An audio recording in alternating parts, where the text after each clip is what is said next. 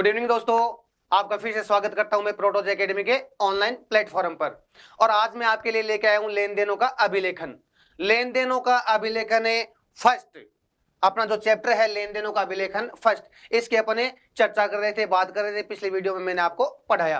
और आज अपन क्या पढ़ने वाले हैं? आज पढ़ने वाले हैं rules of debit and credit, यानी डेबिट और क्रेडिट यानी नाम और जमा को अपन किस प्रकार इसका प्रयोग करते हैं, इसके नियम क्या है, वो अपन पढ़ेंगे।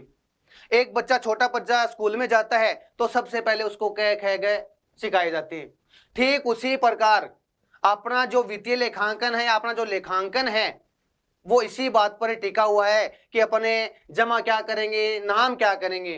तो अपन मकान बनाते हैं, मंजिल बनाते हैं, उसकी एक आधार होती है, नींव भरते हैं अपन। तो सबसे पहले आज अपन उसी नींव की बात कर रहे हैं। आप कॉलेज में चले जाना, आप ग्रेजुएशन कर लेना, पोस्ट ग्रेजुएशन कर लेना, ये जो नियम है आपके ये आज काम आने वाले हैं आगे तक। तो मोस्ट इंपोर्टेंट क्लास है आज अपनी। अपन बात करने वाले हैं आज rules of debit and credit के। क्या बात करने वाले हैं आज? आज की बात करने वाले हैं rules of debit and credit.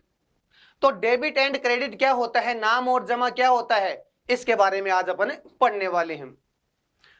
अब राम को माल बेचा, राम से माल खरीदा, कई सारे अपन लेन देन करते हैं। अपने व्यापार में संपत्ति आई, अपने व्यापार में हमने पूंजी लगाई, अपने माल उधार बेचा, अपने माल उधार खरीदा, अपने 5,000 का लाभ हुआ, अपने खर्चा हुआ, अपनी हानि हुई, ये कई सारी बातें हैं। तो इसमें अपन किसको डेबिट करेंगे और किसको क्रेडिट करेंगे, किसको नाम करेंगे और किसको जमा करेंगे, वो सब अपन यहाँ पर आज पढ़ने वाले हैं। Rules of debit and credit. तो मैं आपको बता दूं कि जो rules of debit and credit है, यानी नाम व जमा का प्रयोग है, वो किस नियमों से करते हैं। क्योंकि व्यापार में कई सारे सौदे होते हैं, अपन को यह समझना पड़ता है कि किसको डेबिट करेंगे, किसको क्रेडिट करेंगे। तो समझने के तौर पर इसको अपन, इन खातों को अपन 5 भागों में अपने बांट सकते हैं। समझने के लिए 5 भागों में या 5 वर्गों में इसको वर्गीकृत कर सकते हैं, बांट सकते हैं। 5 भाग कौन से हैं? एक तो अपने पास में एसेट्स हो जाती है। क्या हो जाती है? एसेट्स हो जाती है अपने पास में, क्या संपत्ति हो जाती है। ठीक है। अब संपत्ति को डेबिट करना है, कब क्रेडिट करना है, कब डेबिट करना है, वो अपन आज सीखेंगे। एक होती है लायबिलिटीज। क्या होती है अपने पास में? लायबिलिटीज होती है।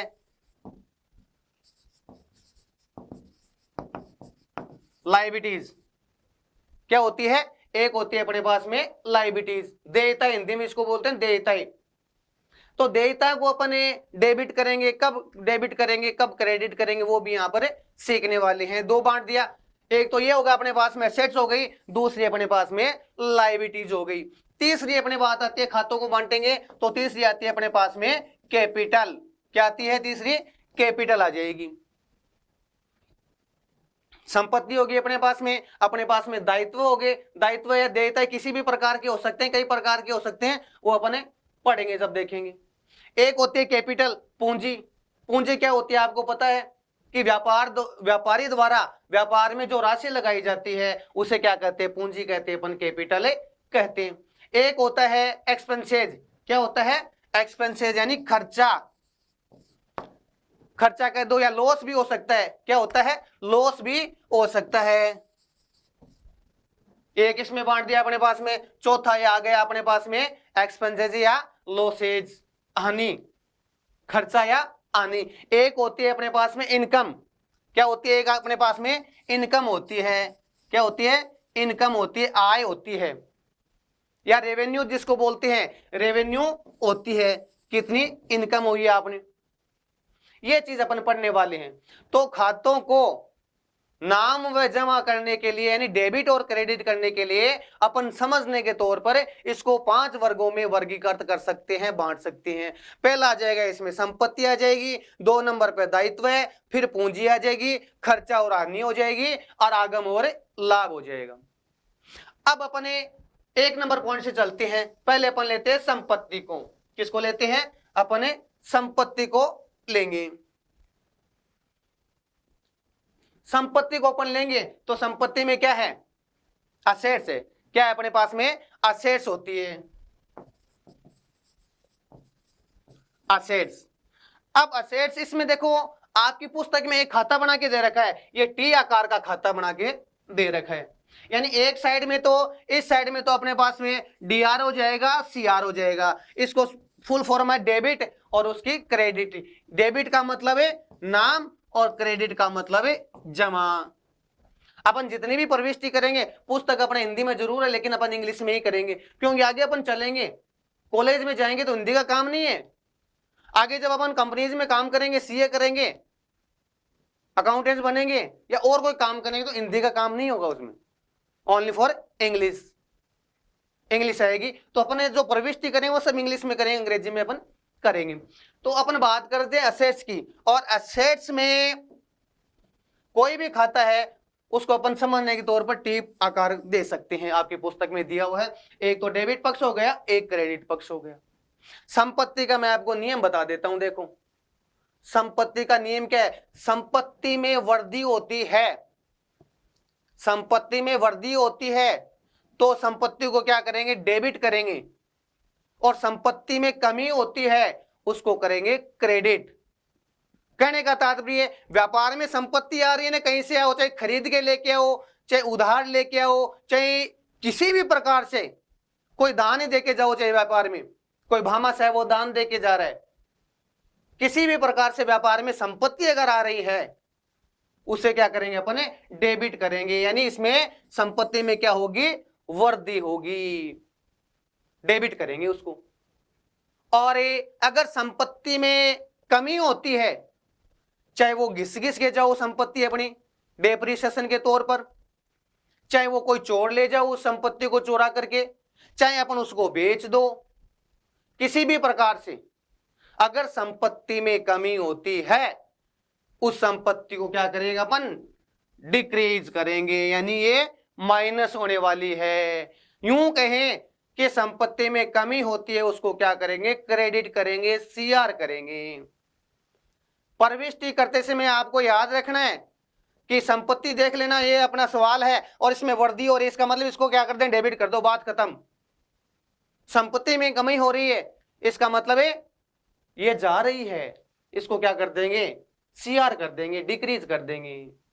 ये है अपने संपत्ति के पक्ष में नियम, असेट्स के पक्ष में नियम। दूसरी आती है अपने लायबिलिटीज। क्या आती है अपने पास में, लायबिलिटीज आएगी।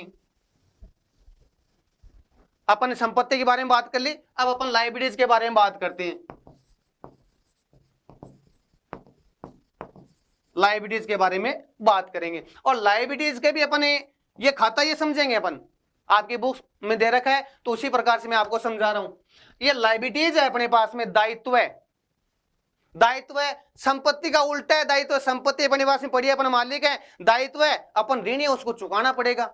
इससे ठीक विपरीत कर दो अपने, ठीक है, विपरीत कर दो। अपने पास में दायित्व बढ़ रहे हैं, पहले लोग 10,000 मांग रहे थे, 10,000 रुपए के लोग 10,000 की राशि मांग रहे थे, अब 20,000 की मांगने लग गए।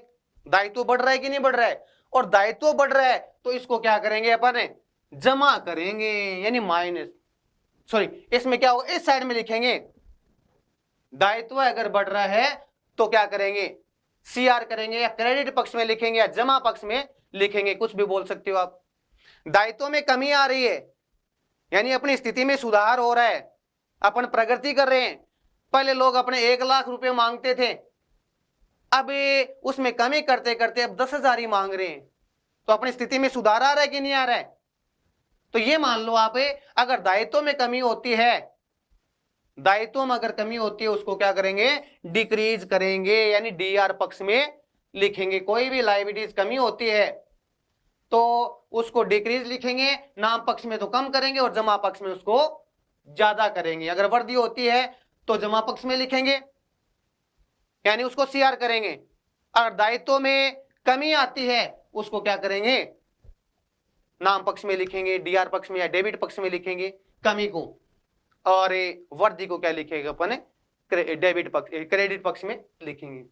2 चीज बता दी मैंने, एक तो संपत्ति और दायित्व है, 2 बता दी मैंने आपको, 5 वर्गों में बांटा है अपन ने, 2 बता दी, एक तो संपत्ति मैंने बता दी यानी एसेट्स बता दी, और दूसरी बता दी लायबिलिटीज। एक आती है अपने पास में कैपिटल। क्या आएगी अपने पास में, कैपिटल आएगी। कैपिटल का क्या करेंगे? कैपिटल भी क्या एक तरह से दायित्व होता है, कैपिटल भी एक तरह से क्या होता है? दायित्व होता है। आप ये समझो दायित्व कैसे होता है? दायित्व ऐसे होता है, मैंने आपको एक संकल्पना बताई थी, कंसेप्ट बताया था कि व्यापार और व्यापारी अलग होते हैं, व्यापार और व्यापारी अलग होते हैं। ये जो व्यापारी है अपने पास में, ये इसको 5 लाख रुपए दे रहा है व्यापार को, और ये व्यापार को 5 लाख रुपए दे रहा है, तो व्यापार का तो दायित्व ही ना, इसको वापस चुकाएंगे कभी ना कभी। जितने दिन नहीं चुकाएंगे उतने दिन को प्रॉफिट कमा के दे रहे हैं, अगला का लाभ अगले ने रुपए लगा रखे। तो ये मान के चलो, आप यार दिमाग में बिठा लो आप इसको, कि जो पूंजी होती है वो व्यापार का हमेशा हमेशा और हमेशा क्या होता है? दायित्व होता है। चाहे आप बड़ी बड़ी कंपनियां हैं वहां पे चले जाओ, साझेदारी में चले जाओ, एकल व्यापार में चले जाओ, किसी में भी यहाँ पे चले जाना, यानी जो कैपिटल होती है वो हमेशा क्या होती है? एक तरह से दायित्व होता है व्यापार का। और जो लायबिलिटीज में मैंने बताया था वही सेम नियम किस पे लागू होगा? कैपिटल पर लागू होगा। कैपिटल बढ़ती है तो क्या करेंगे अपन? क्रेडिट करेंगे, जमा पक्ष में लिखेंगे। और कैपिटल यानी पूंजी कम होती है तो क्या लिखेंगे? नाम पक्ष में लिखेंगे, डेबिट पक्ष में या डीआर पक्ष में, अपन शॉर्ट में बोलते हैं डीआर, यानी डेबिट पक्ष।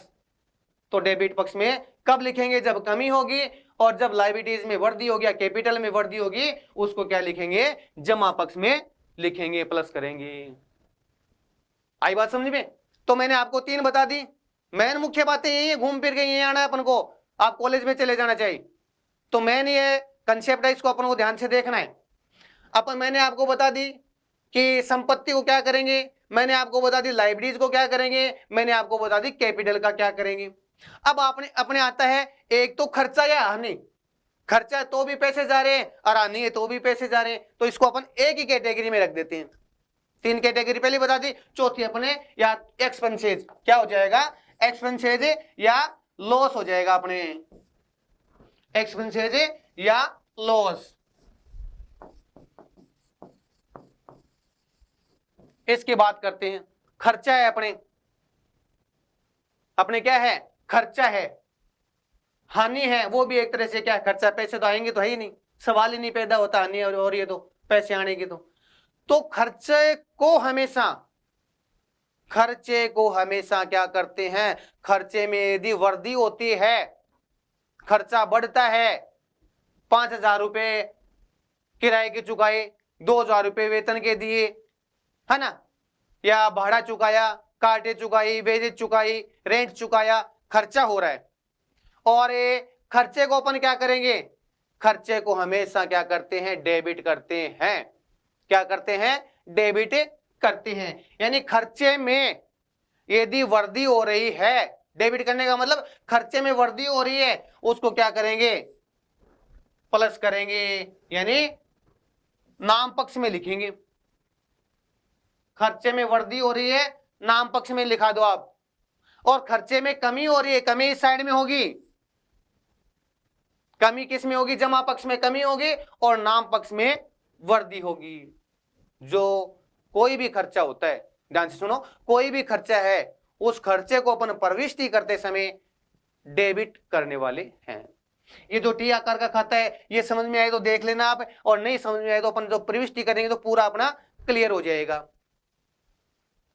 दूसरा तरीका भी उससे भी बताऊंगा मैं आपको। तो खर्चा है अपने पास में और खर्चे में वृद्धि होती है तो हमेशा क्या करते हैं? इंक्रीज होता है तो अपन क्या करते हैं? डेबिट पक्ष में लिखेंगे। और खर्चा अगर डिक्रीज होता है, खर्चे में यदि कमी आती है तो किस में लिखेंगे अपन? जमा पक्ष में लिखेंगे, क्रेडिट पक्ष में लिखेंगे। 4 बता दिया। अब 5वां इससे ठीक विपरीत कर दो, रेवेन्यू। क्या हो जाएगी? एक तो रेवेन्यू बोल सकते हो इसको आप, या इसको गेन्स बोल सकते हो। क्या बोल सकते हो? गेन से बोल सकते हो, यानी लाभ, आय, आगम या लाभ। कोई पैसे आ रहे हैं, कोई अपने पैसे आ रहे हैं या लाभ हो रहा है, पैसे आ रहे हैं या लाभ हो रहा है, तो लाभ में अगर वृद्धि होती है, आय में अगर वृद्धि होती है तो जमा पक्ष में लिखेंगे। जमा पक्ष में क्या होगी? बढ़ोतरी होगी। प्रॉफिट होता है, ऐसे समझो आप, प्रॉफिट होता है तो प्रॉफिट होगा तो अपनी पूंजी बढ़ेगी कि नहीं बढ़ेगी? जैसे अपने व्यापार में देखो, पहले व्यापार में अपन ने 5 लाख रुपए लगा रखे थे, 5 लाख रुपए अपन ने व्यापार में लगा रखे थे। अब अपने को 1 वर्ष के अंदर 50,000 का लाभ हो गया। 5 लाख व्यापार में लगा रखे थे और वर्ष के अंत में अपन को 50,000 का लाभ हो गया। 30,000 घर खर्चे के लिए घर पे ले गया व्यापारी, फिर भी तो 20,000 बचेंगे कि नहीं बचेंगे। अब 20,000 वही व्यापार में लगा देंगे, क्या लगा देंगे, व्यापार में लगा देंगे। तो व्यापार में अब कितनी पूंजी लग रही है, 5,20,000 लग रही कि नहीं लग रही है, 5,20,000 लग रही कि नहीं लग रही है। लाभ हुआ है, आय हुई है, पूंजी बढ़ रही है। कहने का मेरा मतलब है जिस प्रकार पूंजी के साथ व्यवहार करते हैं, जिस प्रकार लायबिलिटीज के साथ व्यवहार करते हैं, सेम उसी प्रकार अपन लाभ और आय के साथ व्यवहार करेंगे। यानी आय होती है, आगम होता है या लाभ होता है, तो अपन वृद्धि होने पे क्या करेंगे, अपन इंक्रीज करेंगे, किसमें, जमा पक्ष में लिखेंगे। अगर आय में लाभ में कमी होती है तो इसको इस साइड में डिक्रीज करेंगे, कमी होगी, यानी नाम पक्ष में अपने कम करेंगे और जमा पक्ष में अपने ज्यादा करेंगे। ये मैंने 5 नियम बता दिए। ये समझ में आया या नहीं आया, देखना, आप दोबारा देखना, इसको समझना। अब एक चीज और बता रहा हूं मैं आपको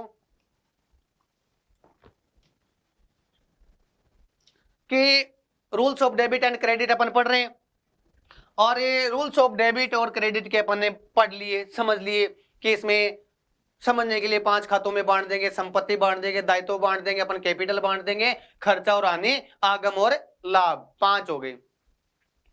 अब 5 में देखो संपत्ति होती है, संपत्ति में वृद्धि होती है, क्या करेंगे, डेबिट करेंगे। संपत्ति में वृद्धि होगी, डेबिट करेंगे।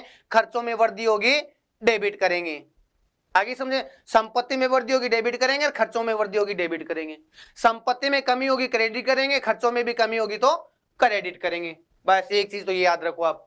दूसरी, चाहे आप कैपिटल ले लो, चाहे आप लायबिलिटीज ले लो, और चाहे आप लाभ ले लो, 3 अलग बांट दिए मैंने और 2 अलग बांट दिए। चाहे आप कैपिटल लोगे तो वृद्धि होगी, तो इसको क्या करेंगे, जमा पक्ष में लिखेंगे। लायबिलिटीज में भी वृद्धि होगी तो जमा पक्ष में लिखेंगे। आय में भी वृद्धि होगी तो जमा पक्ष में लिखेंगे। और तीनों में उल्टा कर लो, अगर कमी हो रही है, कैपिटल में कमी हो रही है तो नाम पक्ष में कम करेंगे, और अगर लायबिलिटीज में कमी हो रही है तो नाम पक्ष में कम करेंगे या डेबिट पक्ष में कम करेंगे। और आय या रेवेन्यू कोई गेन्स है अपने पास में, उसमें कमी हो रही है तो उसको भी अपने डेबिट पक्ष में कम करने वाले हैं। ये अपने नियम हैं।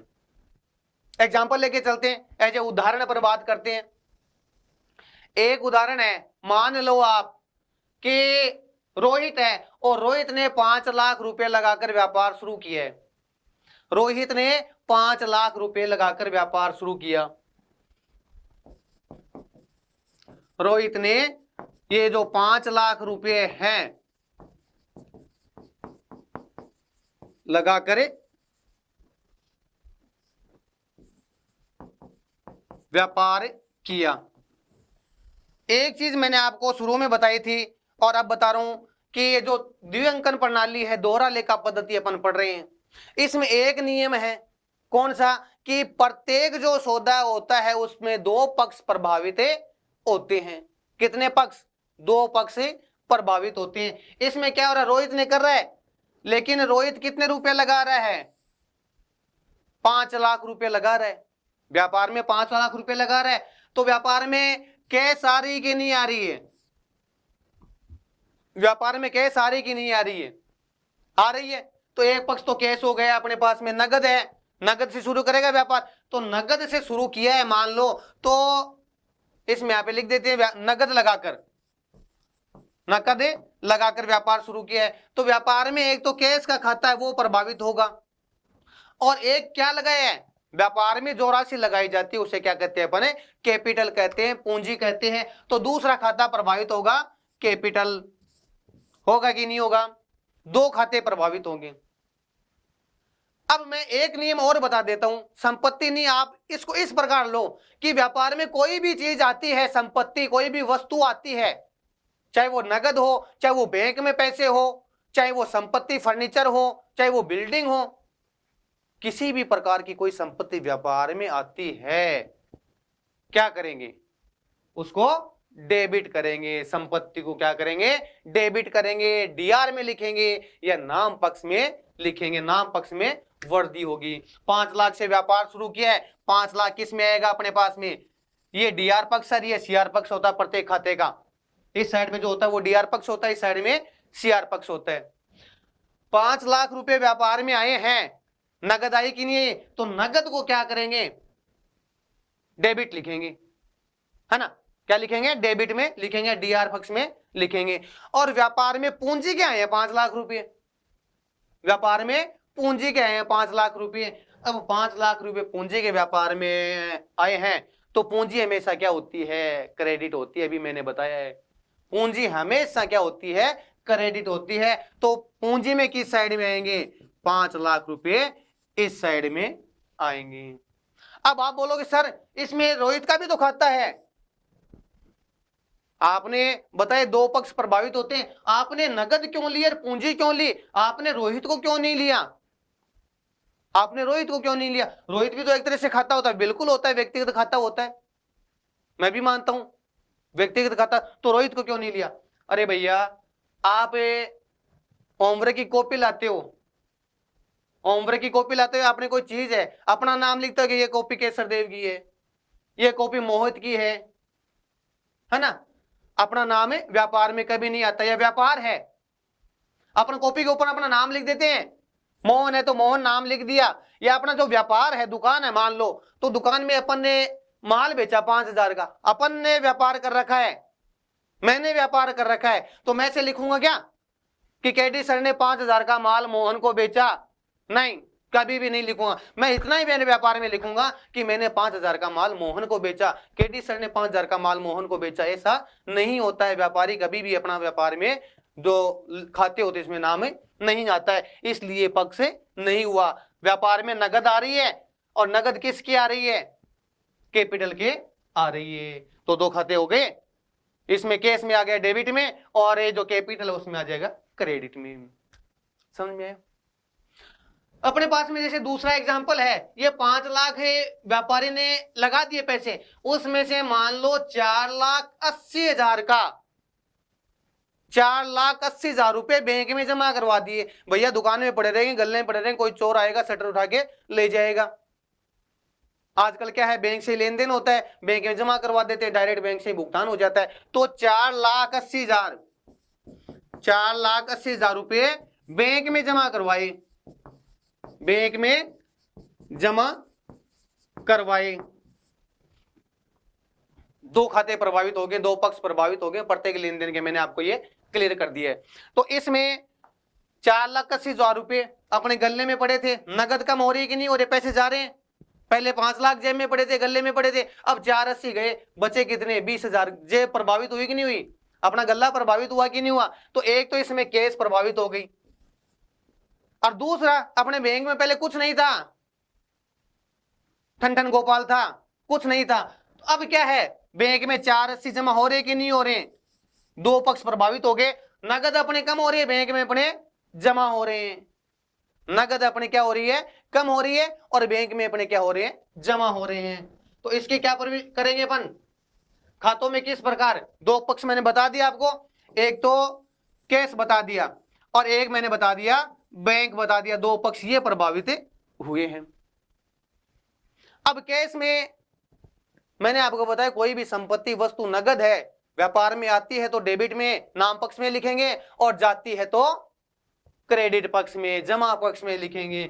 4,80,000 रुपए आ रहे हैं, जा रहे हैं, भैया गल्ले से तो जा रहे हैं, व्यापार से तो जा रहे हैं, नगद तो कमी हो रही है, नगद तो कमी हो रही है। हाँ वो अपने खाते में जा रहे हैं बैंक में, लेकिन अपने गल्ले में पड़े हैं, नगद तो कम हो रही है, बैंक में जरूर है, तो नगद कम हो रही है, 4,80,000 बैंक में जमा करा दिए, तो क्या लिखेंगे, इस साइड में आएंगे 4,80,000, यानी अपने नगद कम हो गई, नगद पहले अपने जेब में 5 लाख रुपए पड़े थे, अब कितने हैं, 4,80 लाख गए, यानी 20,000 अपने पास में बचे। कितने बचे अपने पास में, 20,000 ही बचे। तो कहने का मतलब ये है कि पैसे जाते हैं तो क्या लिखेंगे, क्रेडिट पक्ष में लिखेंगे, जमा पक्ष में लिखेंगे। बैंक में पहले कुछ नहीं था, बैंक में पैसे आ रहे हैं कि जा रहे हैं, आ रहे हैं बैंक में पैसे, कितने आ गए? 4,80,000 आ गए। और 4,80,000 आ गए तो इसको किस में लिखेंगे? मेरे हिसाब से इसमें लिखेंगे अपन, नियम यही कहता है अपना कि बैंक में 4,80,000 किस में लिखेंगे? डेबिट पक्ष में लिखेंगे, क्योंकि पैसे आ रहे हैं, वस्तु आ रही है जो भी है, और आती है वस्तु नगद पैसे, उसको अपन क्या करते हैं? डेबिट करते हैं। बैंक में आ रहे हैं, बैंक अपने तो बैंक में खाता तो अपना ही है, अपने तो आ रहे हैं बैंक में, तो बैंक को क्या करेंगे? अपने डेबिट करेंगे। ठीक है। एक एग्जांपल और लेते हैं, उदाहरण लेते हैं अपन कि इसमें ये दे रखा है अपने कि कोई व्यक्ति है, उसने या इसी ने मान लो 60,000 रुपए का फर्नीचर खरीदा। कितने का फर्नीचर खरीद रहा है? 60,000 का फर्नीचर खरीदा। 60,000 रुपए है और क्या खरीद रहा है? फर्नीचर खरीदा। और जो भुगतान है चेक से किया, भुगतान चेक से किया। अपनी फर्नीचर खरीदा है, भुगतान चेक से किया, चेक देंगे तो पैसे कहां कम होंगे? अपने पैसे कहां कम होंगे? पैसे बैंक में कम होंगे। अब इसमें खाते कौन से दो प्रभावित हो रहे हैं? एक तो फर्नीचर प्रभावित हो रहा है, 60,000 का फर्नीचर खरीदा, नगद तो गए ही नहीं है अपने, नगद नहीं गए अपने, अपने फर्नीचर आ रहा है व्यापार में, व्यापार में क्या आ रहा है? अपना फर्नीचर आ रहा है। और चेक से भुगतान किया तो पैसे तो जा रहे हैं अपने, लेकिन चेक से किया है, किससे जा रहे हैं? बैंक से जा रहे हैं अपने पैसे। दो खाते प्रभावित हो गए, तीसरा कोई नहीं है मेरे हिसाब से खाता। खरीदने का ही गया, फर्नीचर खरीदा, ये तो आ गया फर्नीचर का हो गया, और चेक से भुगतान कर रहे हैं, बैंक में आ जाएगा अपने। तो दो खाते प्रभावित हो गए। एक तो कौन सा खाता होगा? फर्नीचर का खाता प्रभावित होगा, फर्नीचर का खाता प्रभावित होगा, और एक होगा बैंक का खाता प्रभावित। दो खाते प्रभावित होंगे। और शुरू में बताया है हमेशा दो पक्ष प्रभावित होते हैं इस दोहरा लेखन अंकन प्रणाली में। अब अपन बात करते हैं खरीदा फर्नीचर, व्यापार में क्या आ रहा है? फर्नीचर आ रहा है, आ रहा है कि नहीं आ रहा है? तो सोचने की जरूरत नहीं, मैंने बता दिया व्यापार में कोई भी चीज आओ, चाहे चोर के ले क्या हो, अपन फर्नीचर आ रहा है कि नहीं आ रहा है? वस्तु आ रही कि नहीं आ रही है? आएंगे, उसको क्या करेंगे? डेबिट करेंगे। डेबिट पक्ष में बढ़ेगी कि नहीं बढ़ेगी? बस ये फर्नीचर है और इस डेबिट पक्ष में बढ़ा दो, बात ही खत्म है, लंबी चौड़ी बात ही नहीं है अपने। फर्नीचर खरीदा, चेक दिया, पैसे तो बैंक से कम होंगे ना, वस्तु जा रही है, कैश है, नगद है, कुछ भी जा रही है, बैंक से कम हो रहे हैं, पैसे कम हो रहे हैं ना, अपनी संपत्ति कम हो रही है कि नहीं हो रही है? कहां से हो रही है? बैंक से कम हो रही है, तो बैंक में कम कर दो अपने, यानी जमा पक्ष में लिख देंगे। कम होती है राशि, संपत्ति कम होती है तो हमेशा किस में लिखते हैं? जमा पक्ष में लिखते हैं, बैंक में इसमें आ जाएगा। और क्या बात है? फर्नीचर इसमें आ जाएगा और बैंक में पैसे जा रहे हैं इसमें आ जाए। बैंक में पैसे आते हैं तो इस साइड में लिख देते, लेकिन जा रहे हैं बैंक से, इस साइड में लिख देंगे अपन। ये है अपने पास में। अब ये समझ में आया कि नहीं आया? आगे चलते हैं अपन, एक एग्जांपल, एक दो एग्जांपल और करते हैं अपन, फिर क्लियर समझ में आएगा। इसके बाद में जो प्रविष्टि है, पोस्टिंग है, वो करेंगे ना अपन, तो टोटल क्लियर हो जाएगा। आप तो ध्यान से देखो इसको और समझो। एक अपने पास में जैसे राम है और राम ने 10,000 रुपए एडवांस देकर के, राम है और राम ने 10,000 रुपए एडवांस दिए, क्या दिए? अग्रिम दिए, और 1,25,000 का, यानी 10,000 एडवांस दिए और 1,25,000 का क्या खरीद लिया? प्लांट खरीद लिया उसने। क्या खरीद लिया? प्लांट खरीद लिया। अब इसमें कितने खाते प्रभावित होंगे? दो खाते, दो पक्ष तो होंगे, प्रत्येक चीज के दो पक्ष होंगे। इसमें देखो राम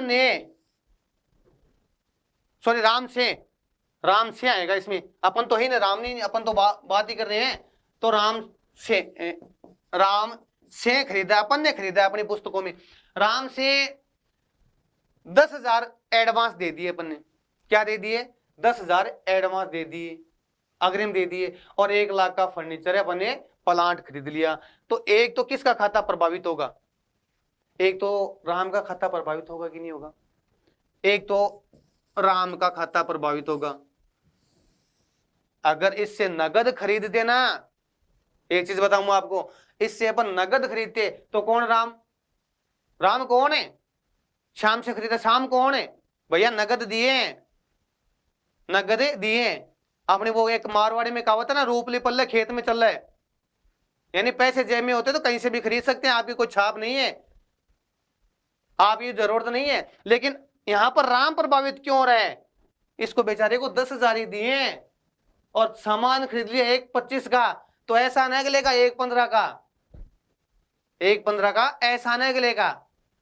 तो एक तो राम का खाता प्रभावित होगा। नगद खरीदते तो कोई राम वाम नहीं है, नगद ये सिर्फ पैसे, खुदा तो नहीं पर खुदा की कसम खुदा से भी कम नहीं, ये चीज है। तो वो राम का खाता क्या हो रहा है? प्रभावित हो रहा है। दूसरा, अपने व्यापार में क्या आ रहा है? प्लांट आ रहा है कि नहीं आ रहा है? आ रहा ना प्लांट, एक आ रहा है अपने पास में व्यापार में, प्लांट आ रहा है। राम का खाता प्रभावित हो रहा है, प्लांट का खाता प्रभावित हो रहा है। एक अपने पास में नगद का खाता भी प्रभावित हो रहा है, नगद भी तो जा रही है व्यापार में, व्यापार से नगद जा रही है, क्योंकि 10,000 के अपन रुपए चुका दिए, अगले को 10,000 तो चुका ही दिए ना, तो 10,000 चुका दिए तो 10,000 कम होंगे कि नहीं होंगे? और 10,000 कम होंगे तो मैंने बता दिया वस्तु जाती है तो क्रेडिट करेंगे, जमा पक्ष में लिखेंगे। वस्तु कैसे, वस्तु ही तो अपने पास में। राम का खाता कैसे प्रभावित होगा? राम का खाता 10,000 दे दिए अपन, वो तो बात गाई गई हो गई, लेकिन राम अपने 1,15,000 रुपए और मांग रहे हैं, यानी अपना दायित्व है, इसको चुकाएं, अपना दायित्व बनता है भैया। अगले ने उधार दिया है, एहसान किया अपने पर, तो अपन इसको भी टाइम पर पैसे दे, अपना दायित्व है। और मैंने दायित्व का नियम बताया है, लाइबिलिटीज का नियम बताया है। लाइबिलिटीज में अगर वर्दी होती है तो उसको क्या करेंगे? इंक्रीज करेंगे, जमा पक्ष में लिखेंगे। किस में लिखेंगे? जमा पक्ष में लिखेंगे। तो इस साइड में अपना दायित्व 1,15,000 का ही है और जमा पक्ष में लिखेंगे, बढ़ रहा है दायित्व है 1,15,000 का, जमा पक्ष में लिख दिया अपन ने। आ रहा समझ में? अब ये नगद का हो गया, ये हो गया। एक अपने पास में ये है, किसका? कैश का गया। और ये प्लांट का है अब अपने पास में, किसका है? प्लांट का। अब प्लांट एक तरह से वस्तु संपत्ति, अपनी प्लांट संपत्ति तो है। और मैंने आपको बता दिया संपत्ति व्यापार में आती है या संपत्ति में वृद्धि होती है। संपत्ति में वृद्धि होगी तो क्या करेंगे अपन? इसको डेबिट में लिखेंगे। किस में लिखेंगे? डेबिट पक्ष में लिखेंगे। संपत्ति पूरी 1,25,000 की आ रही है, कोई कम ज्यादा नहीं आ रही है अपने पास में, ये चीज है। तो इस समझ में आया कि नहीं है? एक एग्जांपल और लेते हैं, जैसे सजना है और सजना ने क्या किया? सजना ने 25,000 का जो एक माल है, क्या? सजना ने 25,000 का माल है, सजना को 25,000 का माल अपने 35,000 में बेच दिया। सजना को 25,000 का माल, 25,000 का माल है, कितने में बेच दिया? 35,000 में बेच दिया अपन ने। भैया 35,000 में बेचेंगे क्यों नहीं? लाभ कमाने के लिए बैठे हैं, समाज सेवा करने के लिए थोड़ी बैठे हैं। समाज सेवा तो लाभ कमाकर घर पे जाएंगे, वहीं पर भी कर सकते हैं अपन। व्यापार में कोई नहीं होता है, समझौता नहीं होता है, व्यापार में सिर्फ लाभ कमाने के लिए बैठे हैं। हाँ, आज का जो ध्येय वाक्य वो बदल रहा है, भैया लाभ तो कमाने के लिए बैठे, लेकिन जब तक आप लोगों से प्यार से नहीं बात करोगे, ग्राहकों को भगवान नहीं समझोगे आप, तो ग्राहक आएंगे नहीं, दूसरे दिन भगवान आपके पास आएंगे ही नहीं। लेकिन अपन बात करते हैं यहाँ पर 25,000 का माल है और 35,000 में बेच दिया, जो वाजिब रेट वो ली होगी अगले ने। तो सजना को बेचा है, कितना माल बेचा है? एक तो इसमें माल बेच दिया, क्या किया? 35,000 का माल बेचा है। और बेचा है जिसको क्या कहते हैं? सेल्स कहते हैं। बेचने को सेल्स कहते हैं और खरीदने को क्या कहते हैं अपने? परचेज कहते हैं। माल बेचेंगे ना तो माल नाम नहीं आएगा, माल बेच रहे हैं तो माल के लिए माल या स्टॉक नाम शब्द प्रयोग में नहीं लेंगे अपन, माल के लिए लेंगे अपन सेल्स शब्द काम में। क्या लेंगे? सेल्स शब्द काम में लेते हैं। माल बेचते हैं तो, और माल खरीदते हैं तो माल काम में नहीं लेंगे, स्टॉक काम में नहीं लेंगे, उसकी जगह क्या काम में लेंगे अपन? शब्द परचेज शब्द काम में लेंगे। ये चीज ध्यान रखना है। अपन माल खरीदते तो परचेज शब्द काम में लेंगे और माल बेचते हैं तो सेल्स शब्द काम में लेंगे। इसमें माल है, गुड्स है, स्टॉक है, कुछ नहीं आने वाला है। अब इसमें एक तो सेल्स का खाता प्रभावित हो रहा है, ठीक है ना, और एक अपन ने सजना को बेचा है, सजना को बेचा है तो सजना का खाता प्रभावित होगा,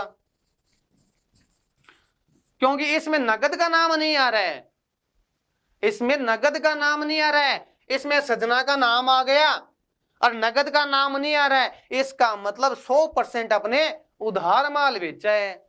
यहां पर आ जाए सजना को 25,000 का माल 35,000 में नगद बेचा, तो भैया सजना की जगह मंगना को बेचो आप, क्या फर्क होने वाला है, पैसे आ रहे हैं अपने। तो इसमें नगद का नाम नहीं आता है तो अपन क्या मानेंगे, उधार है। अरे इतना आ जाए कि 25,000 का माल 35,000 में बेचा, इसमें सजना का भी नाम भी नहीं आ रहा है और नगद का नाम भी नहीं आ रहा है, तो फिर क्या करेंगे, फिर उसको नगद ही मानेंगे। अपन को पता ही नहीं किसका बेचा है, इसका मतलब है रोकड़ में बेचा, अपने नगद बेचा है, इसका मतलब है नगद में अपन ने माल बेचा है। सजना को कितना 25,000 का माल है वो 35,000 में बेच दिया। तो अपन को ये देखना है कि माल अपना है, किसको बेचेंगे, सजना को। तो सजना को माल बेचेंगे अपने, पैसे आएंगे कि जाएंगे, सजना को माल बेचा है तो अपने इनकम हो रही है एक तरह से। सजना को माल बेचेंगे तो अपने केस आएंगे और केस नहीं आएंगे तो अपने देनदार बढ़ जाएंगे। क्या बढ़ जाएंगे, देनदार। सजना क्या देने वाली हो जाएगी, फिर आज नहीं तो कल देगी। अपनी भाषा में नहीं कहते भैया तो मेरा देनदार है, पैसे देगा मेरे को, ये लेनदार है, मांग तोड़ा आ गया, मांग तोड़ा आ गया, लेनदार आ गया, यानी वो पैसे लेगा, अपना दायित्व है भाई इसको दो। और ये है क्या है, देनदार अपनी संपत्ति नहीं है, आज नहीं तो कल देगा। अपने मारवाड़े में कहावत है ना, उधार तो लाए में को नहीं बढ़े, उधार तो लाए में को नहीं बढ़े। तो वही चीज यहां पर है, आज नहीं तो कल अपने को ये देनदार क्या देगा, पैसा देगा। तो संपत्ति है अपने पास में और संपत्ति में वृद्धि हो रही है, संपत्ति में वृद्धि हो रही, सजना है और सजना को क्या करेंगे, फिर सजना को डेबिट करेंगे। क्या करेंगे, डेबिट करेंगे। कितने का माल बेचा है, 35,000 का माल अपन ने सजना को बेचा है, सजना के 35 लेंगे। सेल्स का खाता है और सेल्स में भी कितने आएंगे, सेल्स में भी कितने आएंगे, सेल्स में भी 35,000 आएंगे। सेल्स हमेशा क्या होती है, माल बेचते हैं तो सेल्स को हमेशा क्रेडिट करते हैं सेल्स को क्या करते हैं अपन, क्रेडिट करते हैं। तो ये चीज अपन ने आज पढ़ी।